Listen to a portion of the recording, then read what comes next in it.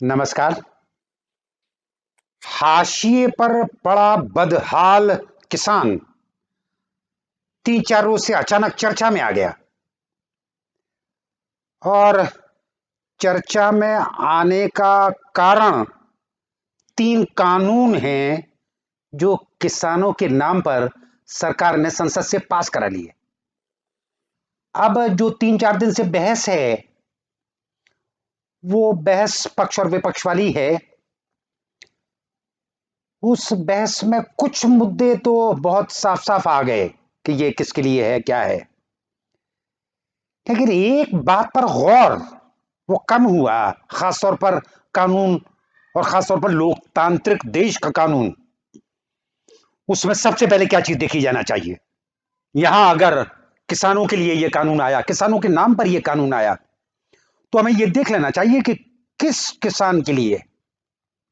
किस किसान का मतलब ये कि जो हमारे देश में आधी से ज्यादा आबादी किसानों की है, तो 80% किसान, उसकी हालत इससे अंदाजा कर सकते हैं आप कि उसकी जमीन जिस पर वो खेती करता है वो 2 हेक्टेयर से कम है।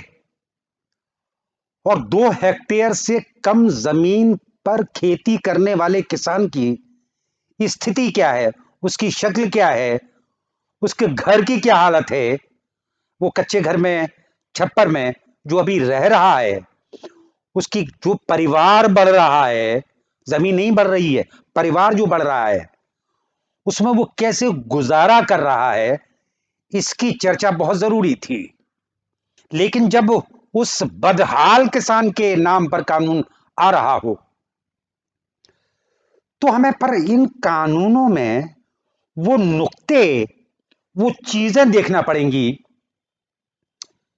जो वो 2 हेक्टेयर से कम जमीन पर खेती करने वाले किसान से उसका सरोकार कैसा है।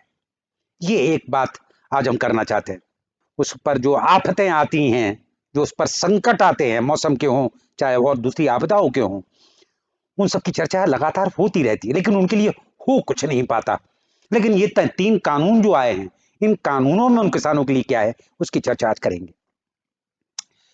पहला कानून है जो कि शुरू में मतलब जो शुरुआत हुई जिस दिन कानून आया, और जब वो बहस भी हो रही थी, तो ऐसा सा इंप्रेशन दिया गया, ऐसा सा भाव दिया गया, ऐसी सी तस्वीर बनाई गई कि किसानों के कल्याण के लिए है, वो किसानों के फायदे के लिए है।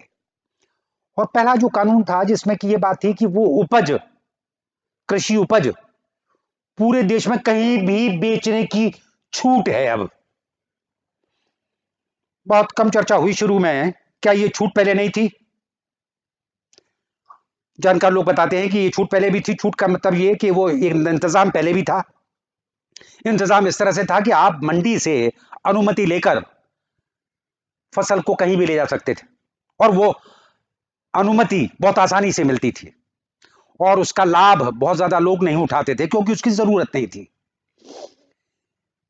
जितनी उपज होती है, जो उसकी कीमत है, जो उसका दाम है, उस दाम में बहुत दूर जाकर बेचना वो कितना व्यवहारिक है, शायद है कि एक औसत, जब जो भी इसकी जानकारी रखने वाले लोग हैं, औसत लोग, आम लोग, वो भी अंदाजा कर सकते हैं कि यह बिल्कुल भी व्यवहारिक नहीं है। और छोटे किसान के लिए तो बिल्कुल भी नहीं। खासतौर पर 15, 20, 25 अगर कोई बोरे अपना पैदा कर पाता है साल भर में या एक फसल में, तो वो इसको कहाँ ले जाएगा, कितनी दूर तक ले जाएगा, उस पर क्या खर्चा आएगा, उसकी ढुलाई का खर्चा, रुकने का खर्चा, वगैरह वगैरह।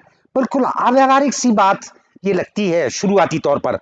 अभी की जो व्यवस्था है जिसमें कि कोई किसान जो भी बहुत जागरूक किसान है, जब वो उनको पता चलता है कि 5-10 रुपए का, 50 रुपए का फर्क यहाँ से एक जिले से दूसरे जिलों में हो सकता है, तो वो दूसरे जिले तक पहुंचने में क्या क्या नहीं परेशानियां उठाते हैं, वो सबको पता है। वो किसान तो खैर से वाकिफ है ही, बल्कि जो भी व्यापारी हैं, जो भी छोटे दुकानदार हैं, उनको भी अंदाजा है। छोटा दुकानदार भी कोशिश करता है कि भाई सीधे अगर हमें मौका लग जाए किसान से लेने का, नहीं ले पाता, वो कोई स्थिति नहीं बनती ऐसी बगैर बिचौलिए के, बगैर व्यापारी के, ये कोई हम इंतजाम नहीं कर पाए कि हम कम से कम बिचौलिए कर पाए और वो उसकी कीमत, जो भी कीमत एक उपभोक्ता को चुकानी पड़ रही है, उसका ज्यादा हिस्सा उत्पादक के पास चला जाए, वो हम नहीं कर पाए। और उसके बाद अगर ये हो कि बहुत दूर ले जाकर हम उसको बेच रहे हैं, जहां पर भी आपको ज्यादा दाम मिले वहां बेच लीजिए। कहाँ दाम है ज्यादा, कहां पर वो कोई अभी ऐसी स्थिति आई है, और खासतौर पर उस देश में जहां पर प्रचुर कृषि उत्पाद हो रहा हो, जो रिकॉर्ड तोड़, हम बार बार जिक्र करते हैं कि हमारा कृषि उत्पादन रिकॉर्ड तोड़ हुआ। तो जब ज्यादा उत्पादन हो रहा है, उस मौके पर ये उम्मीद करना कि कहीं पर ज्यादा कीमत मिल जाएगी, बहुत मतलब एक अव्यवहारिक सी बात है ये। अलबत्ता अब वो कानून आया है, उस कानून के बाद हम ये उम्मीद करेंगे, और जाहिर है कि पूर्वानुमान हम कर सकते हैं, जो हम अभी इसकी चर्चा ही कर रहे हैं, लेकिन ये पता चल जाएगा। और वैसे भी ये नहीं कभी देखा गया कि किसी भी ऐसी चीज जिस पर भी एमएसपी मिल सकती है, उस एमएसपी से ज्यादा रेट पर किसान ने वह उत्पाद बेच लिया हो। बहुत मतलब एक ऐसी बात, एक ऐसी व्यवस्था सोची गई, उसकी चर्चा की गई, जो कि पहली नजर में अव्यवहारिक लगती है। बहरहाल दूसरा कानून वो आया आवश्यक वस्तु अधिनियम का, और उसमें साफ साफ कहा गया कि भाई अब जो इसको रखने की, इसकी क्वांटिटी को रखने के लिए जो कानून है आवश्यक वस्तु अधिनियम के तहत, वो हम हटाते हैं। अब ये सब चीजें, ये कृषि उत्पाद अब आवश्यक वस्तु अधिनियम के दायरे में नहीं आएंगे। इससे क्या फर्क पड़ेगा? और वो कानून पहले था क्यों? वो कानून जमाखोरी को रोकने के लिए, वो महंगाई को रोकने के लिए, वह कालाबाजारी को रोकने के लिए था। सन 1955 में बना वो कानून, वो लगातार चला आया, और कभी कभी किसी की हिम्मत नहीं हुई कि उस कानून को हटाने की बात कोई सोचे, क्योंकि वो एक ऐसा यंत्र हमारे पास है, वो ऐसा टूल हमारे पास है, हमारे पास था, कि जिस पर हम चेक लगाते थे, जिस पर हम रोक लगाते थे कि भाई ये स्थिति ना बने, वो जमाखोरी या कालाबाजारी ना हो पाए। और उसकी वजह सिर्फ इतनी सी थी कि वो आम आदमी की पहुंच में उसके दाम बने रहे। जाहिर है कि महंगाई से बड़ा भारी संबंध आवश्यक वस्तु अधिनियम का रहा है। अब ये नहीं है, ये देखना पड़ेगा कि इसको हटाने के बाद क्या हुआ। अगर महंगाई बढ़ती है, अगर जमाखोरी बढ़ती है, और उसके बाद हमें वापस आना पड़ता है, अलबत्ता सरकार ने कहा है, उस व्यवस्था में कहा है कि अगर कोई भी ऐसी स्थिति आएगी तो हम उसको वापस भी कर सकते हैं। दूसरी जो बात है इसी सिलसिले में, कि इस कानून के बाद जो आएगा इसका फायदा उठाने के लिए, वो बड़ा प्लेयर होगा, वो बड़ा पूंजीधारी होगा, और कोई लिमिट नहीं होगी। जाहिर है कि वो अगर उस माल को जमा कर पाएगा बड़ी मात्रा में, तो उस जमा करने के बाद उसके हाथ में होगा उसके दाम को तय करना। मतलब ये कोई लुकी छिपी बात नहीं है। और जो भी अधिनायक है, अधिनायकवाद है, जो मोनोपोली है, वो अच्छी तरह से किताबों में लिखी हुई है।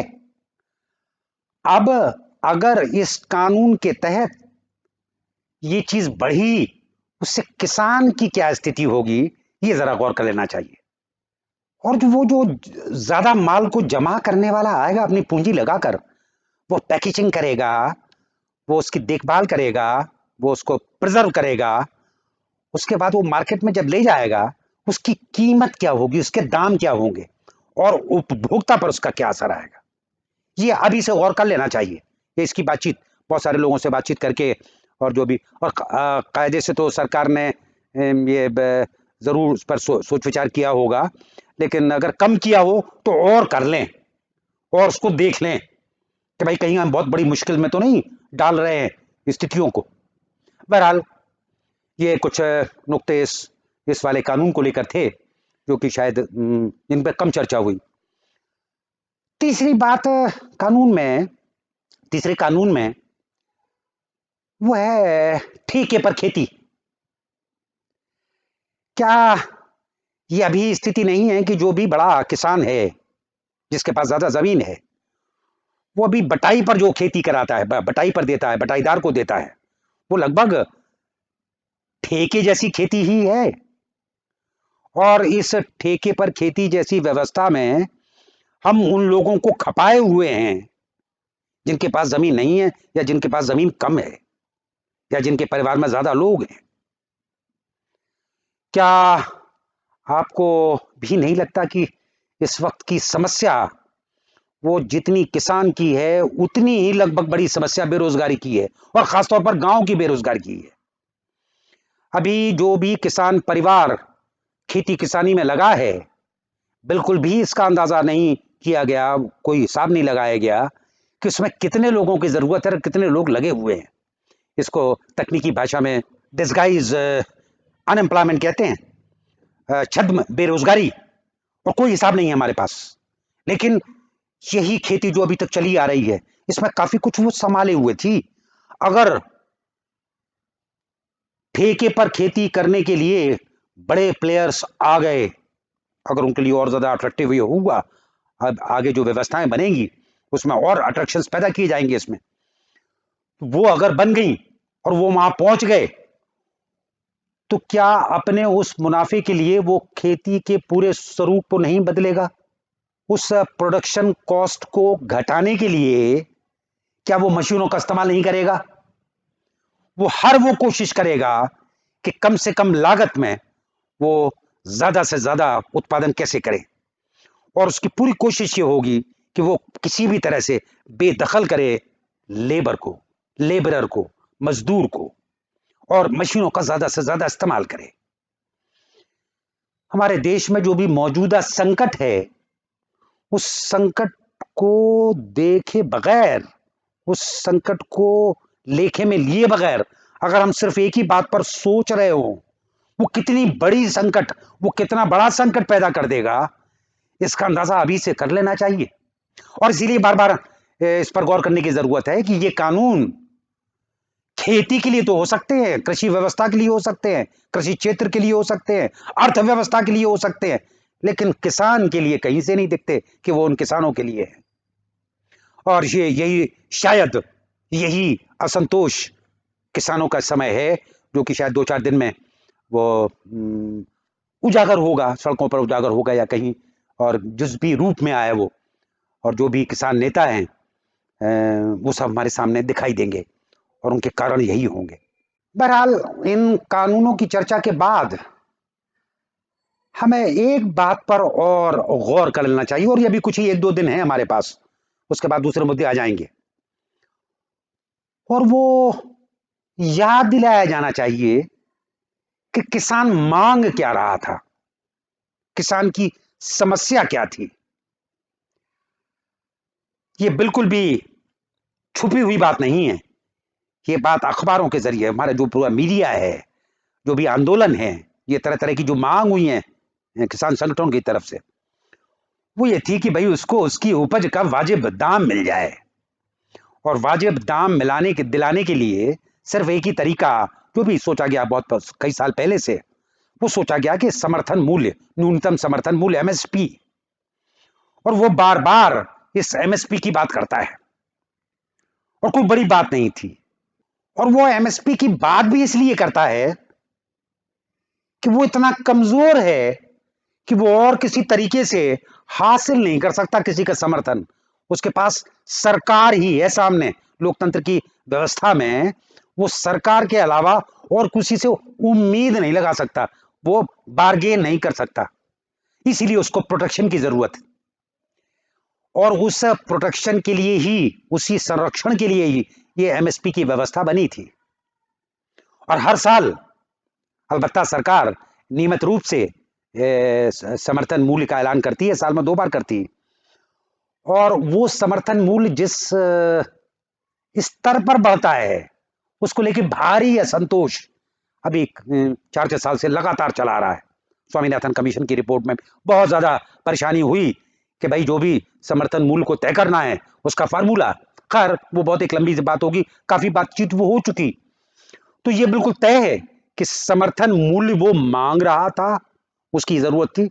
और दूसरी चीज उसने जोड़ रखी थी कि हमारा पूरा माल नहीं खरीदा जाता, हमारी पूरी उपज नहीं खरीदी जाती सरकारी मंडियों में, 1/3 खरीदी जाती है, और उसको बाकी अपनी 2/3 फसल वो बेचना पड़ती है निजी क्षेत्र के जो भी व्यापारी हैं उनकी शर्तों पर। तरह तरह की जो भी परेशानियां वहां पैदा कर, और वो खूब खूब बातें हो चुकी हैं, ये आपका खराब है, इसमें नमी ज्यादा है, वगैरह वगैरह खूब हो चुकी हैं। और वो जो रेट उसका, वो उसको समर्थन मूल्य से हद से ज्यादा कम वो उसको मिलता है। लेकिन मजबूर है वो, अपनी मंडी पर पहुंचा हुआ किसान, वो अगर उसका ना वहां पर सरकारी व्यवस्था में ना बिके तो उसके पास ये मजबूरी है कि क्योंकि वो उसका ढुलाई का खर्चा भी नहीं उठा सकता कि वापस ले जाए, वो कहाँ रखे। लिहाजा वो किसी भी कीमत पर वो बेचता रहा है। कानून अगर कोई बनना था तो वो कानून कुछ इस किस्म का बनना था जिसमें कि भाई क्या कि किसान की कोई ये उपज वो इससे कम रेट पर नहीं खरीदी जा सकती। ये बहुत मुश्किल काम नहीं था, और अगर कोई मुश्किल होती भी तो मैं कुछ ही दिनों की मुश्किल होती, और उसके बाद मजबूरन बेशक अनाज का दाम, तिलहन का दाम, दलहन का दाम वो बढ़ता, इसमें कोई शक नहीं। लेकिन जब हम तमाम चीजों के लिए तैयार हो गए और जब हमें यह पता है कि किसान की क्या हालत है कि किसी भी तरह से उसकी जेब में हम पैसा पहुंचा सकें, तो अगर थोड़ा सा दाम अगर उस चीज का बढ़ता है जिस चीज को पैदा करने वाला किसान इतनी बदहाली में है, आत्महत्या तक की बदहाली में है, उसकी जो भी शक्ल बनती है, अभी तो अपने यहाँ कुछ रोक जैसी है कि उसकी शक्ल न दिखाई जाए, उसकी बहुत ज्यादा गरीबी मुफलिसी न दिखाई जाए, जो भी हमारा मीडिया है वो भी काफी कुछ बचता है इससे कि गांव की वो जो बदहाली है, गांव की जो बहुत ही करुणा वाली स्थिति है, उससे हम बचें। और स्थिति तो यहाँ तक है कि भाई विदेशों में क्या हमारी इमेज जाएगी अगर हम अपने गांव के लोगों का जीवन बताने लगे। काफी कुछ बचाव होता है इसका, लेकिन हकीकत तो नहीं इससे खत्म हो जाती, हकीकत तो से नहीं मिट जाती। उस किसान के लिए अगर समर्थन मूल्य और उसकी ज्यादा से ज्यादा उपज को सरकारी तौर पर खरीदने की व्यवस्था हो जाए, ये बड़ी भारी डिलीवरी उसको हो सकती है। बहुत वो जय जयकार कर उठता, सरकार के लिए जय जयकार कर उठता वो, और बहुत मुश्किल काम नहीं था ये, और मुश्किल काम अभी भी नहीं है। जैसी स्थितियां हैं, जितनी बड़ी बात हम कर रहे हैं, मतलब 20 लाख करोड़ रुपए के पैकेज की बात भी हमने कर ली कि भाई अर्थव्यवस्था को संभालने के लिए हमारे पास ये बात भी आ गई थी कि अगर हमें किसी भी तरह से उसके जेब तक पैसा पहुंचाना है गरीब आदमी के, मतलब किसी भी तरह से का ये मतलब कि अगर मुफ्त में भी डालना हो, मगर कुछ उससे लिए हुए भी डालना हो, अलबत्ता वो व्यवस्थाएं बनाने में जरा मुश्किल आती है, और लेकिन ये बात तय हो चुकी थी कि भाई वो फिर चक्का चल पड़ेगा अर्थव्यवस्था का। बहरहाल ये सब बातचीत जो है, जितनी भी हम कानूनों के बहाने कर पाए और जो हम किसानों की हालत की बात कर पाए, इस पर कानून बन जाने के बाद रुकना ठीक नहीं होगा, इसको आगे चलाते रहना पड़ेगा। मसला बड़ा है। धन्यवाद।